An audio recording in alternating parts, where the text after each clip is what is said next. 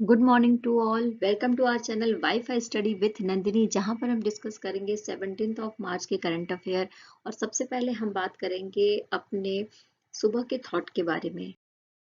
जीवन एक अवसर है श्रेष्ठ करने का, श्रेष्ठ बनने का और श्रेष्ठ पाने का।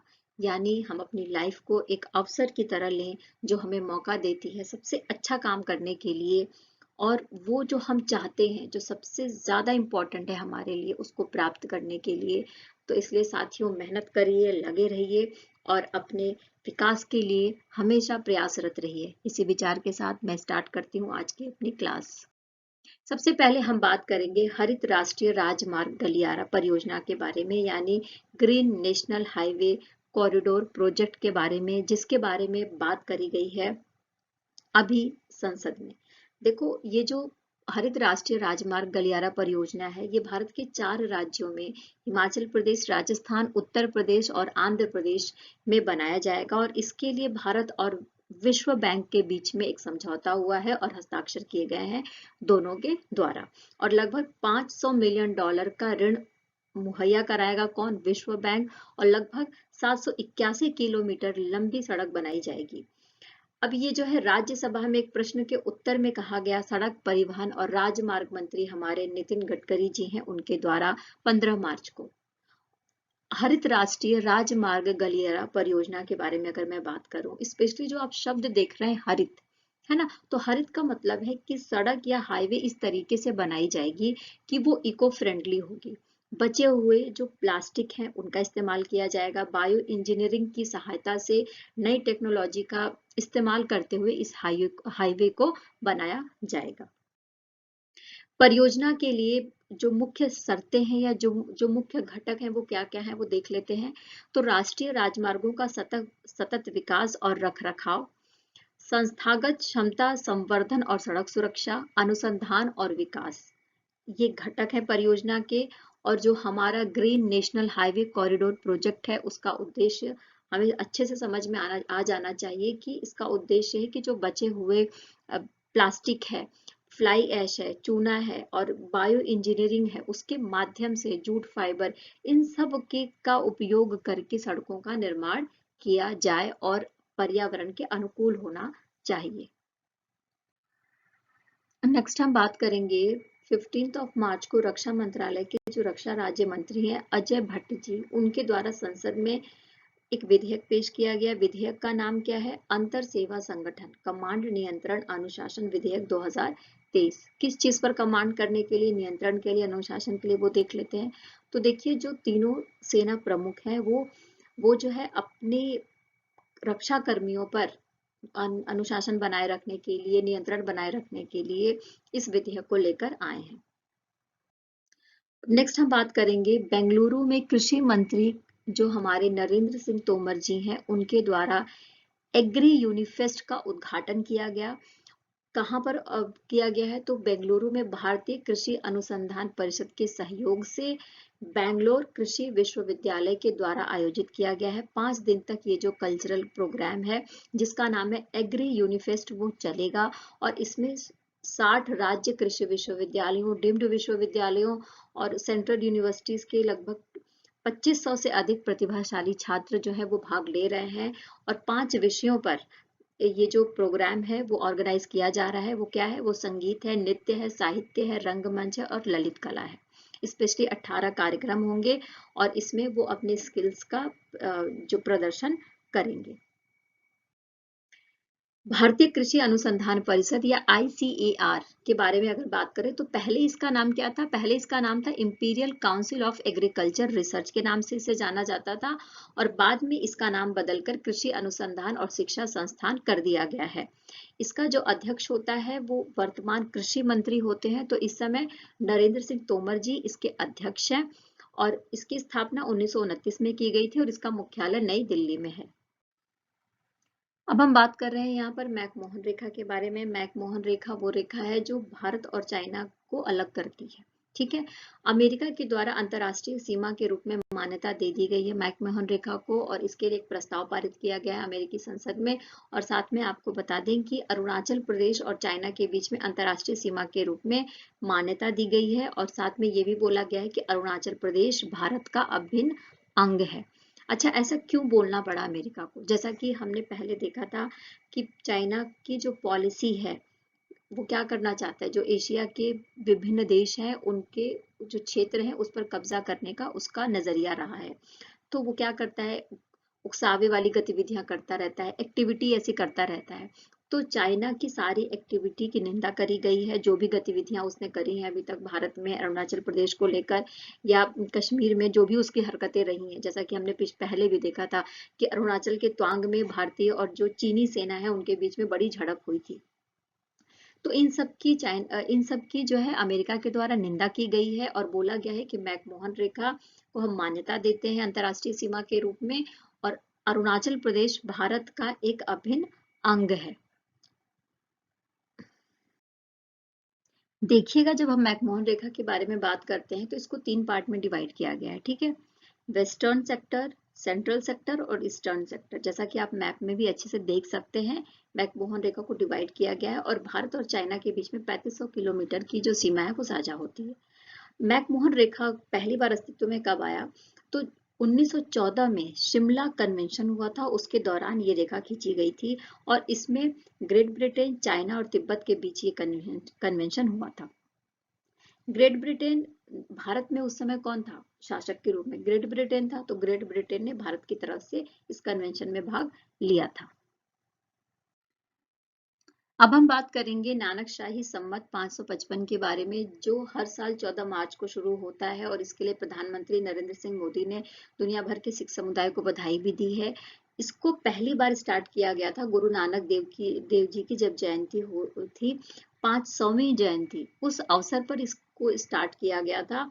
और ये एक कैलेंडर प्रणाली है जिसे 2003 में शिरोमणि गुरुद्वारा प्रबंधक समिति के द्वारा स्टार्ट किया गया था। इसमें सिख धर्म से संबंधित जो भी त्योहार हैं, जो 10 सिख गुरु हैं उनकी जयंती, गुरु अर्जुन देव की जो शहादत, खालसा पंथ की स्थापना की वर्षगांठ, ये सारी चीजें इसमें हमें देखने को मिल जाती हैं।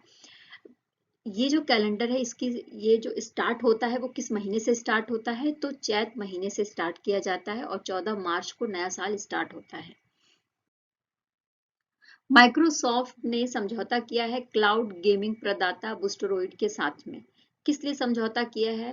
बूस्टरॉइड क्लाउड गेमिंग प्लेटफॉर्म पर एक्सबॉक्स पीसी वीडियो गेम उपलब्ध करने के लिए ये समझौता करा गया है, सौदा करा गया है। माइक्रोसॉफ्ट ने देखा कि जो टेंसेंट है और सोनी है वो तेजी से वीडियो गेमिंग के क्षेत्र में आगे बढ़ रहे हैं, तो इसीलिए माइक्रोसॉफ्ट ने अपना मार्केट बढ़ाने के लिए, मेटावर्स में अपने निवेश को बढ़ाने के लिए ऐसा करा है, यानी एक समझौता करा है बूस्टरॉइड के साथ में। देखिए, माइक्रोसॉफ्ट क्या करेगी, तो माइक्रोसॉफ्ट जो है एक्सबॉक्स पीसी गेम्स को जो बूस्टरॉइड के क्लाउड गेमिंग प्लेटफॉर्म पर लाने का प्रयास करेगी। और माइक्रोसॉफ्ट ने इसके साथ साथ में ही कई सारे और समझौते किए हैं, वो भी देख लेते हैं। तो जो एनवीडिया है, टेंडो है, और साथ में अमेरिकी वितरक कंपनी है जिसका नाम है वॉल्व कॉर्प, इसके साथ भी समझौता करा गया है माइक्रोसॉफ्ट के द्वारा। यूक्रेन के अलावा जो बूस्टरॉइड है वो संयुक्त राज्य अमेरिका, यूनाइटेड किंगडम और यूरोपीय संघ के जो देश है वहां पर इसके गेमर्स देखने को मिलेंगे। कुछ टाइम पहले हमने पढ़ा था कि भारत ने श्रीलंका के साथ व्यापार करने के लिए वोस्ट्रो रुपए खाते खोले हैं। और ये वोस्ट्रो रुपए खाते क्या हैं? स्पेशली हम सबको पता है कि जो अंतरराष्ट्रीय व्यापार होता है वो डॉलर में होता है, ठीक है ना। तो वोस्ट्रो रुपए खाते के माध्यम से जो व्यापार होगा वो रुपए में होगा।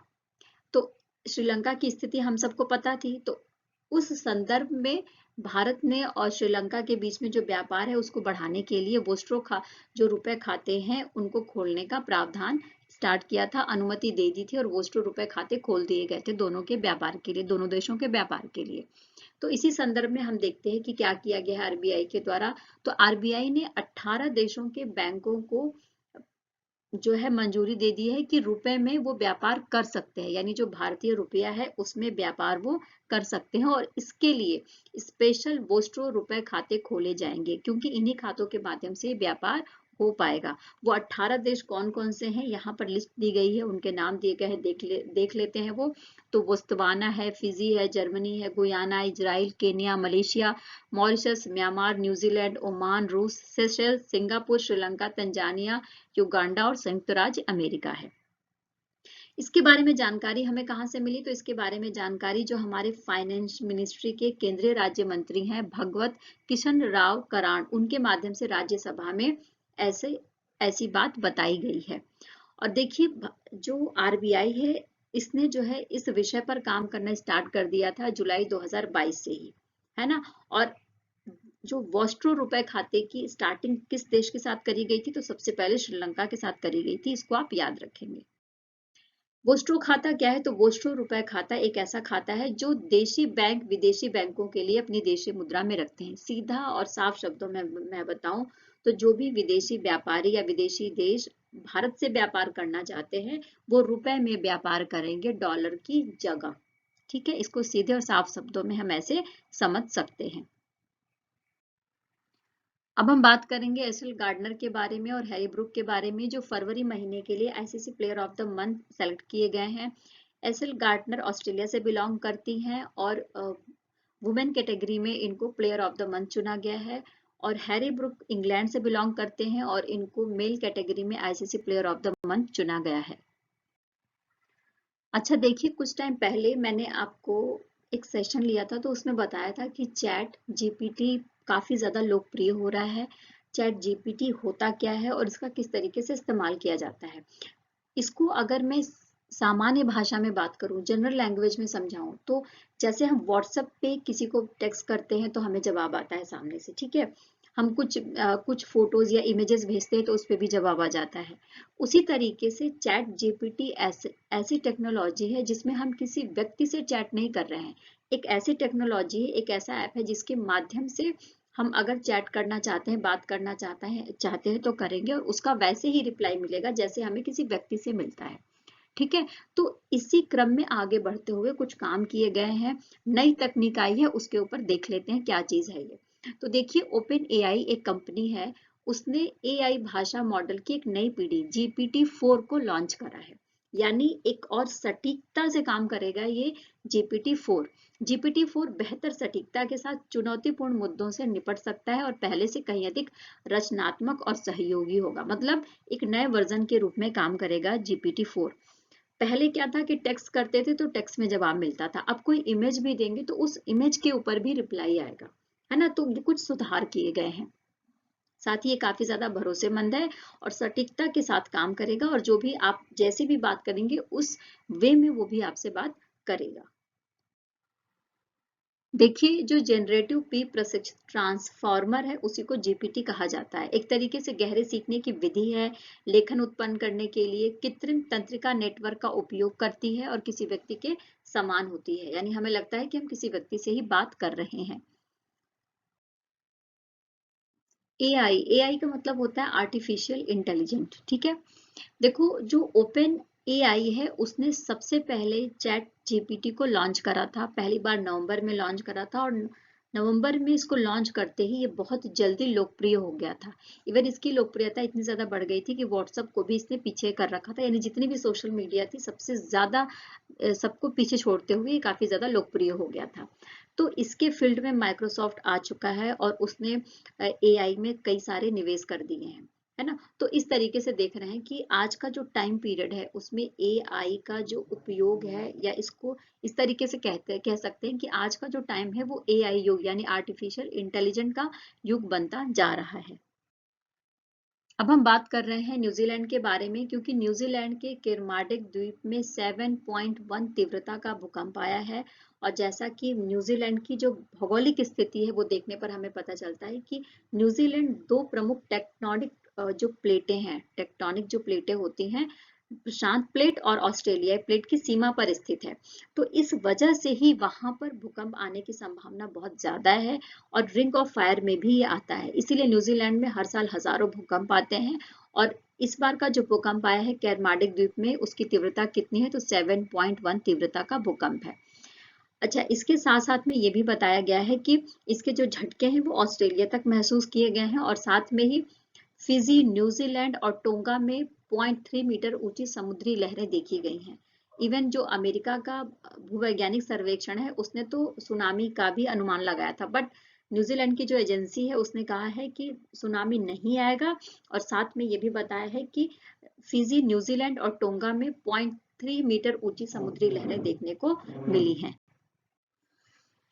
न्यूजीलैंड जो है प्रशांत टेक्टोनिक प्लेट और ऑस्ट्रेलियाई प्लेट की सीमा पर स्थित है, और रिंग ऑफ फायर की जो स्थिति है उसमें आता है, इसीलिए वहां पर हजारों भूकंप हमें देखने को मिलता है साल में। न्यूजीलैंड का आधिकारिक नाम क्या है? तो न्यूजीलैंड है, और इसको आओटी टियराओ भी कहा जाता है या माओरी भी कहा जाता है। सरकार का यहाँ का स्वरूप क्या है? तो संसदीय लोकतंत्र है। राजधानी वेलिंगटन है। आधिकारिक भाषा यहाँ पर अंग्रेजी या माओरी बोली जाती है। मुद्रा न्यूजीलैंड डॉलर है। प्रधानमंत्री यहाँ के क्रिस्टोफर जॉन हिपकिंस है, और साथ में ही यहाँ के प्रसिद्ध जो प्रमुख पर्वतमालाएं हैं वो क्या है? तो दक्षिणी आल्पस है, कैकोरा पर्वतमालाएं यहाँ पर हमें देखने को मिलेंगी, और मैप में भी आप न्यूजीलैंड की स्थिति को देख सकते हैं प्रशांत महासागर में।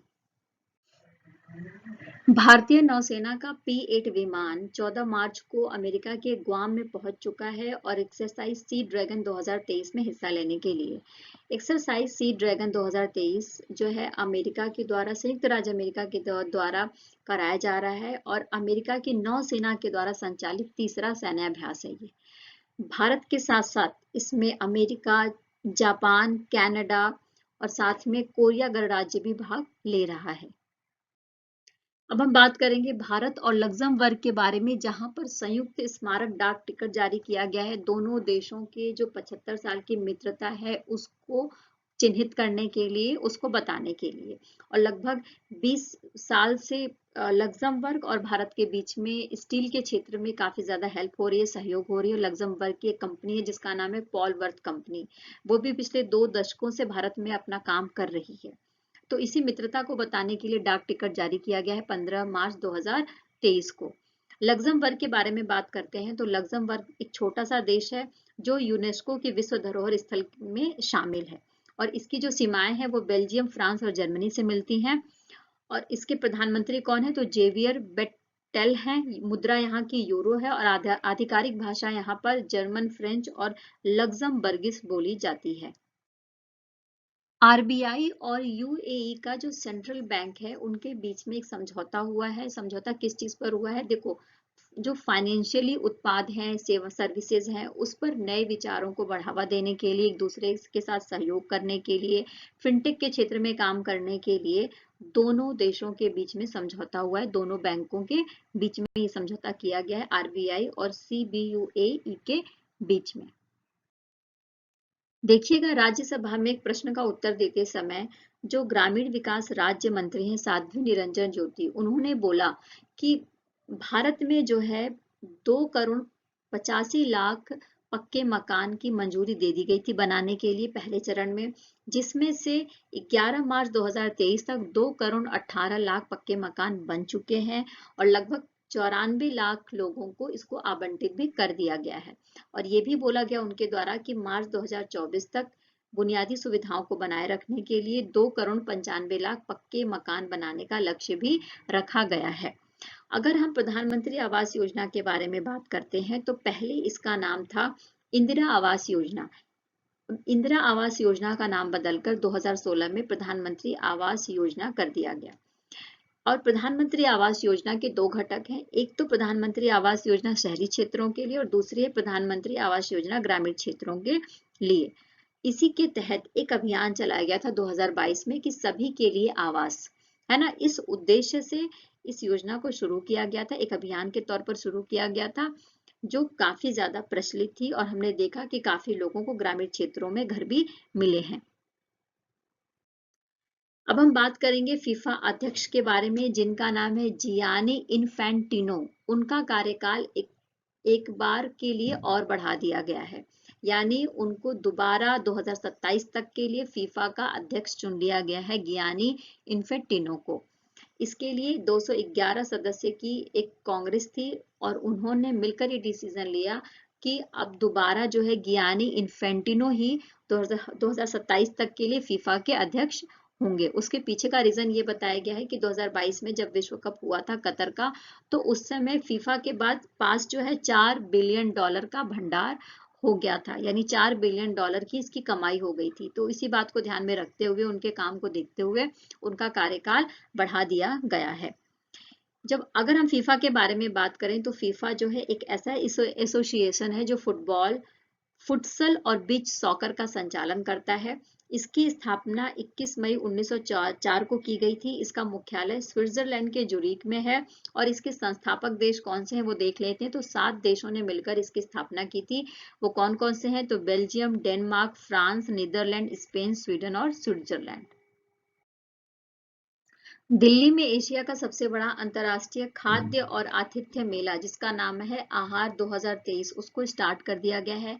4 दिन तक ये पूरा आयोजन चलेगा और इसमें स्पेशली थोक विक्रेता, कैटरर, जो होटल से और रेस्टोरेंट से संबंधित हैं, उनके मालिक, जहाँ पे अच्छा खाना बनता है, वो सब अपने खाने का प्रदर्शन कर सकते हैं। इसके साथ साथ जो है बहुत ज्यूरी सदस्य भी होंगे, जो जो लोग रसोइये होंगे जिनके अंदर स्किल्स है खाना बनाने की। तो इसके लिए 500 से अधिक रसोइयों के कौशल का मूल्यांकन भी किया जाएगा ज्यूरी सदस्यों के द्वारा, है ना। तो इस तरीके से पूरी तरीके से अंतर्राष्ट्रीय खाद्य और आतिथ्य मेले जिसका नाम है आहार 2023, उसको शुरू कर दिया गया है। कहाँ पर? दिल्ली में।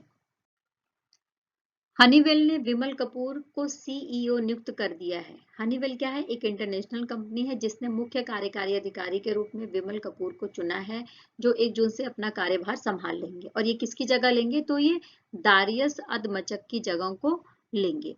हनीवेल इंटरनेशनल के बारे में बात करें तो इसकी स्थापना 1906 में हुई थी संयुक्त राज्य अमेरिका के इंडियाना के वाबाश में। संस्थापक इसके कौन है? तो मार्क सी हनीवेल है। मुख्यालय इसका संयुक्त राज्य अमेरिका के उत्तरी कैरोलिना के चार्लोट में हमें मिल जाएगा। भारतीय मूल के अमेरिकी हैं रवि चौधरी, अमेरिकी वायुसेना के सहायक रक्षा मंत्री के रूप में नियुक्त हुए हैं। भारतीय मूल के हैं और ऐसे पहले भारतीय नागरिक हैं जो इस ओहदे तक पहुंचे हैं। इसके लिए अमेरिका की सीनेट ने इस बात की पुष्टि करी है। देखिए, अब हम बात करेंगे रिजर्व बैंक के गवर्नर शक्तिकांत दास जी के बारे में, जिनको international economic research journal central banking की तरफ से गवर्नर ऑफ द ईयर का अवार्ड मिला है। स्पेशली ये कहा गया है कि इन्होंने इतने अच्छे तरीके से भारत की अर्थव्यवस्था को संभाला, बैंकिंग को संभाला, इसलिए इनको ये प्रदान किया गया है कठिन परिस्थितियों में भी।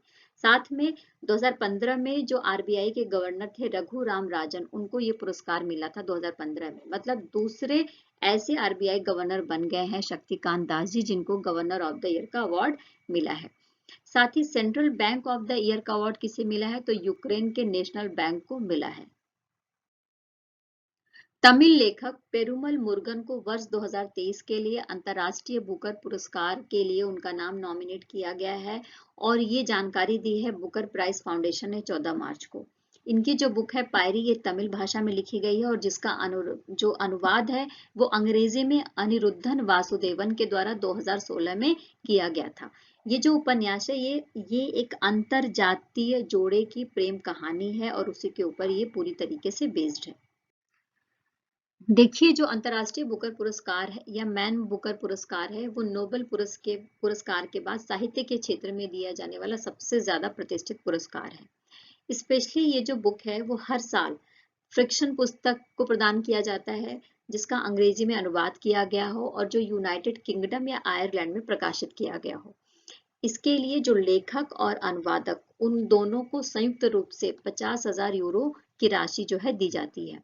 2005 में अंतर्राष्ट्रीय बुकर पुरस्कार जो है मैन बुकर इंटरनेशनल प्राइज के नाम से जाना जाता था और हर 2 साल में ये पुरस्कार दिया जाता था, यानी द्विवार्षिक पुरस्कार था ये। लेकिन बाद में इसकी शर्तें हटा दी गई और इसको हर साल दिया जाने लगा और साथ में ही पहली बार इस्माइल कादरी को ये पुरस्कार मिला था। और अब जो है इसको अंतर्राष्ट्रीय बुकर पुरस्कार के नाम से हम जानते हैं 2019 से। अच्छा, नेक्स्ट हम बात करेंगे भारतीय प्रीमियर लीग की कंपनी है, टीम है जिसका नाम है रॉयल चैलेंजर्स बैंगलोर। इसने आईपीएल 2023 के सीजन के लिए बैंक से समझौता किया है। वो बैंक कौन सा है देख लेते हैं। तो इक्विटास स्मॉल फाइनेंस बैंक है, यानी टीम से रिलेटेड जो भी वित्तीय गतिविधियां होंगी वो इक्विटास स्मॉल फाइनेंस बैंक देखेगा। नेक्स्ट बैंक है सूर्योदय स्मॉल फाइनेंस बैंक। इसने महिलाओं के लिए एक नया बचत खाता लॉन्च किया है जिसका नाम रखा है ब्लॉसम वुमेन्स सेविंग अकाउंट। इस बचत खाते के तहत पुरस्कार और कैशबैक के साथ डेबिट कार्ड और 7% की ब्याज दर उपलब्ध कराई जाएगी, और साथ में बच्चे के लिए कॉम्प्लीमेंट्री अकाउंट के रूप में बचत आदित्य खाता की भी सुविधा प्रोवाइड कराई जा रही है महिलाओं को। अब हम बात कर रहे हैं भारतीय नौसेना के बारे में, जिसने हमारे देश के पहले सीडीएस यानी चीफ ऑफ डिफेंस स्टाफ थे। कौन? जनरल बिपिन रावत जी। तो उनकी याद में 2 पुरस्कार देने का ऐलान किया है। पहला पुरस्कार महिला अग्निवीर प्रशिक्षु को दिया जाएगा, जो योग्यता के समग्र क्रम में प्रथम रहने वाली महिला अग्निवीर प्रशिक्षु होगी। साथ में ही दूसरा गोवा के नेवल वॉर कॉलेज में नेवल हायर कमांड कोर्स कर रहे मोस्ट स्पिरिटेड ऑफिसर को दिया जाएगा। अब हम बात कर रहे हैं आर्कटिक में स्थित नॉर्वे का स्पिट्सबर्गन द्वीप है। वहां पर विशाल समुद्री सरीसृप जिसका नाम है इथियोसोर्स, उसके प्राचीन ज्ञात जीवाश्म की खोज करी गई है, और ये बताया जा रहा है कि ये जो फॉसिल मिला है वो, यानी ये जो जीवाश्म मिला है वो 25 करोड़ वर्ष पुराना है।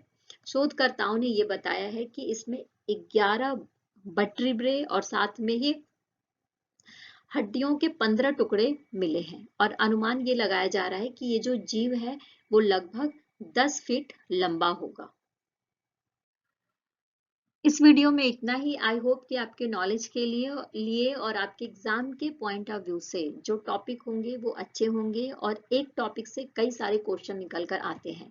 ठीक है, या तो आप एमसीक्यू के फॉर्म में पढ़िए या फिर आप पूरी की पूरी स्लाइड पढ़िए, आपको कई सारे क्वेश्चन एक ही जगह से देखने को मिल जाएंगे।